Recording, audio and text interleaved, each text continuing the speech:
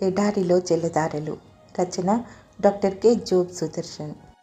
వారెంతో క్షేమంగా ఉన్నారు, ఎంతో సొగసుగా ఉన్నారు. జకర్యా 9:17.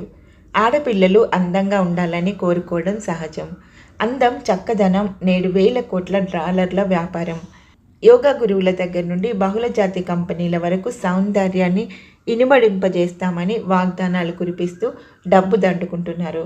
పెదిమలు అందంగా ఉండాలంటే దయగల మాటలు పలుకు. కళ్ళు అందంగా ఉండాలంటే కన్నుల్లో కరుణ నింపుకో. ఇతరుల్లో మంచిని చూడు. శరీరం సన్నగా నాజుగ్గా ఉండాలంటే నీ ఆహారాన్ని ఆకలిగొన్న వారితో పంచుకో.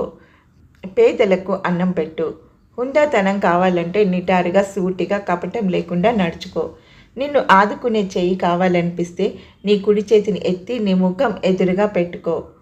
అదే నీకు సాయపడే చెయ్యి. స్త్రీ సౌందర్యం ఆమె వేసుకునే బట్టల్లో ఉండదు. అందం హృదయానుగతం. సాత్వికంలో, సౌజన్యంలో అందం ఇనుమడిస్తుంది. కళ్ళు కల్మషం లేకుండా ఉండాలి. హృదయానికి కవాటాలు అవే. అందం ఇచ్చేది బుగ్గన పుట్టుమచ్చ వలన కాదు. ఆత్మీయ సౌందర్యానికి మించిన అందం లేదు. స్వరం శ్రావ్యంగా ఉండాలంటే మృదువుగా మాట్లాడటం నేర్చుకో.